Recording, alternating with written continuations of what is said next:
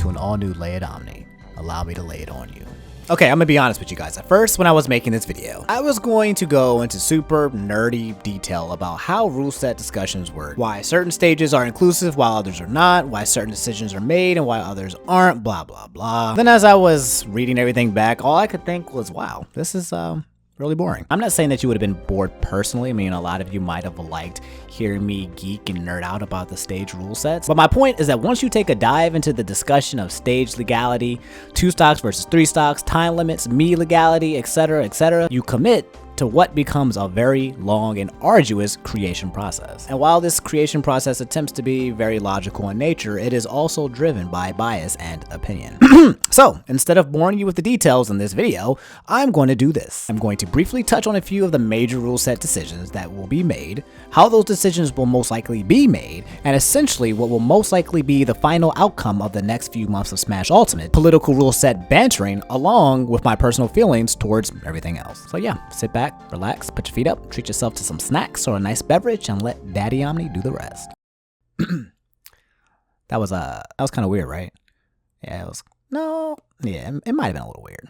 Whatever, just roll with it. All right, so let's begin. There are 3 essential main points of focus when it comes to creating a Smash Ultimate rule set: the timer, the amount of stocks, and the stage selections. When it comes to the timer, there are 2 concerns. Giving too much can make the average length of a set, if played out in its entirety, drawn out to the point where interest begins to dip. Giving too little creates a setting where timeouts become more common because on the average, players do not have enough time to remove their opponent's stock. There's nothing inherently wrong with a timeout when it comes to fighting games. However, this would allude to a game that is played very defensively with very spaced out exchanges, which can easily make viewers lose focus. Smash 4's final time limit was set to 6 minutes. When it comes to Smash Ultimate, my guess is that the rule sets will either continue to be 6 minutes or divert to 7 minutes, one or the other. Okay, now, when it comes to stocks, there are 2 options most likely at play: 2 stocks or 3 stocks. Before I even get into that, here's a fun fact. Almost every Smash game started out with a stock count that was eventually decreased by 1 as the metagame evolved. Melee was originally 5 stocks, Brawl was originally 4 stocks, and Smash 4 was originally 3 stocks. With Smash Ultimate, there will also be a debate, most likely between 3 stocks versus 2 stocks, with 3 stocks probably being the opening standard. Any shift from this number will be dictated by how the game is played out. For example, if the flow of the game is similar to Smash 4 or Brawl, where stocks are drawn out for very long periods of time, we'll most likely see a shift to 2 stocks. However, if the flow of the game revolves around an aggressive ability to remove stocks universally with the cast, then we'll most likely remain at 3. And finally, when it comes to stages, well, this is where things become complicated. As you all know, not all stages are created equally, and in order to promote a healthy competitive Smash game, the list has to be narrowed down to a specific amount of available stages, despite Sakurai's generous offer of including almost 100 stages in Smash Ultimate. Not only do we have to figure out how many stages we leave open, but we have to determine which stages are neutral versus a counterpick. Neutral stages tend to be stages that have like the least amount of unique variables and normally fit a very simplistic design, i.e. the stage isn't too big, but at the same time it's not too small. This doesn't mean that the neutral stages are somehow fair for everyone. For example, Final Destination gives a very strong advantage for a select group of characters who can take advantage of no other platform being on the stage. Vice versa, with characters who have a very difficult time landing on the stage once they end up in the air, well, yeah, FD doesn't become the place that they want to go anymore. Neutral just simply means that it's simple. Counterpick stages are slightly a bit more adventurous and usually offer slightly more unique traits that don't exist within the neutral stages. So you might see things like the sides of the stage being maybe a little bit smaller or a little bit bigger, or the amount of platforms increasing, or maybe even some movement of the platforms. The idea for stages is to find arenas that best show off a player's skill without subjecting them to random variables like walk-off stages or hazards where something in the stage randomly tries to hit you or hurt you, or circle camping where a player can be rewarded by simply running away the entire game after getting a lead. So yeah, that's pretty much it. Most likely what will happen is that most TOs will choose 5 to 6 neutral stages, including 5 to 6 counterpick stages. 10 stages max being conservative, 20 stages max being more liberal. Me personally, I have a more of a conservative approach in general. However, I actually think it's important to have a more liberal and open approach when it comes to the game when it first starts off. Having more variety as opposed to less tends to be better because, in my opinion, it's easier to remove things that don't belong than it is to add things that could potentially fit. Once Smashers find a way to play this game comfortably, it becomes very, very difficult to add any real change to the system. Again, I could go into so much detail when it comes to stages, but I won't. because I don't feel like it. Instead, if you have the time, and you should make time for this, I'd like to direct you to McDareth's analysis of stages video. It goes into a lot of detail. I agree with a lot that's being said and is very well explained, so I'll just divert you to that. The link is in the description below. Okay.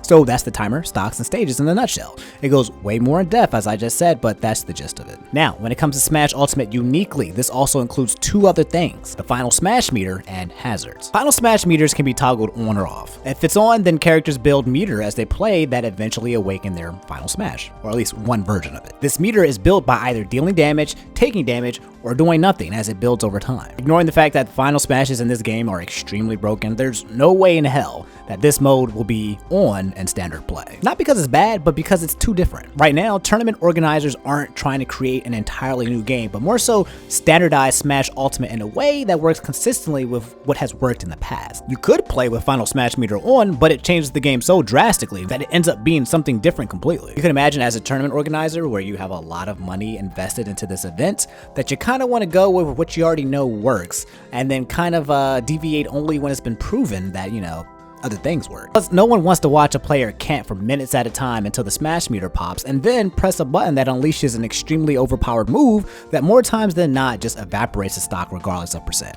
At least I don't. And then we have hazards, which I think is probably one of the most controversial options that are available. Hazards is also a toggle that blends in with the concept of stages. Essentially, with the hazards toggle, you can make certain stages that do things stop doing those things. You know, Smashville, moving platform left and right, with hazards off, the platform just sits in the middle of the stage. On Dreamland, Wispy doesn't blow air.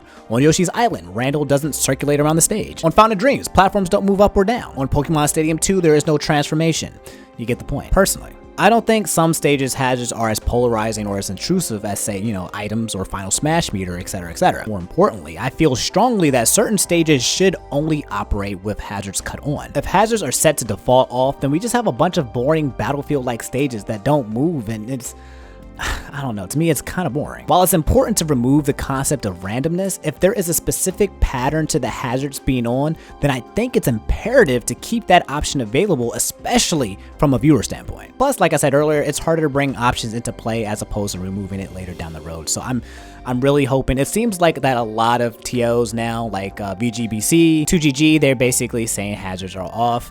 I really hope that changes down in the future, because personally, I don't agree with it. And that's basically it. There are other minor rules with the rule set, but those are the main bread and butter topics. So, a lot of you are probably thinking, okay, Omni, that was a lot of information that I already knew. Thanks for wasting my time. Now, exactly how are these rule sets going to be decided on?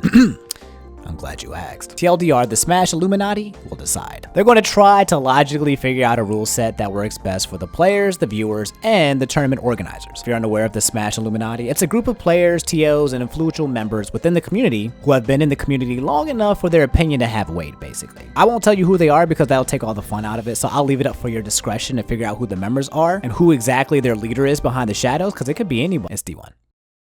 It's D1. Anyway, you're probably wondering why you don't have a say-so in the matter. Well, unfortunately, that takes too much time and there's not enough credibility in the answers because you, as a whole, have no idea what you really want. Now look, I don't say this in a way to offend you if you're watching this video, but the general public's opinion sways like the waves of the ocean. It can change in any direction at any given time based on any event. It's very sporadic. A few months ago, all of you were self-proclaimed really mains. Now, y'all are all Piranha Plant Gang. Democracy sounds pretty nice, but it makes coming up with the decisions take a very long time, while also including the opinions of people who aren't very credible or knowledgeable in this subject, which is most people. Lastly, the idea is to come up with a rule set that caters to the Triforce, aka players, views, and TOs. Clearly, players are going to be more biased at choosing rule sets that cater to them as a player and whatever benefits them most. For example, most players usually cater to more stocks and more time to add more consistency and give the better player a better chance to win. Viewers will cater to their own bias, aka what looks good and what looks the most entertaining to watch. And tournament organizers will cater to what helps them operate a tournament most efficiently, i.e. how long a set lasts so the tournament doesn't last until infinity. In this case, the general public would clearly lean towards viewership decisions, so yeah, that's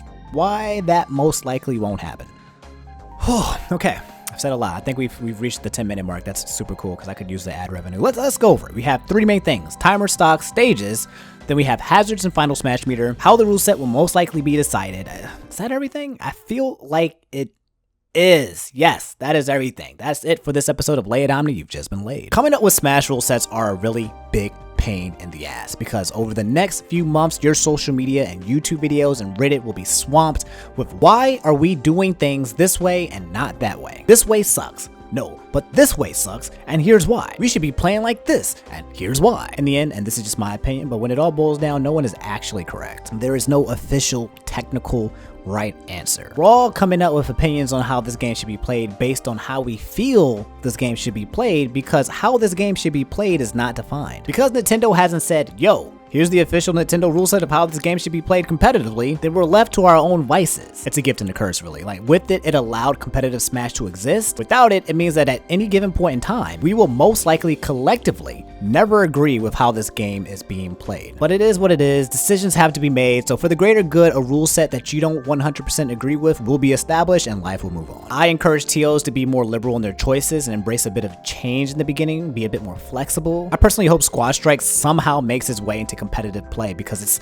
so freaking awesome, the concept of it. And yeah, let the Hunger Games begin. I'll be here to fill you guys in with all the particularly juicy drama revolving it, and I'll be sure to make fun of the entire process, because that's basically why I exist at this point. So yeah, get ready for a very active, engaging era of Smash. If you enjoyed the video, do me a huge solid, leave a like, it means the world to me, and subscribe if you haven't already. Last but not least, let me know in the comments below how you truly feel about the subject. I know I've said a lot, you know, it's a lot to take in, but with everything said, I'm curious to hear your TLDR thoughts on the topic. I mean, some of you might actually be able to provide some opinions that are actually better than what's already out there. This is Omni signing out. I love you guys. Have an awesome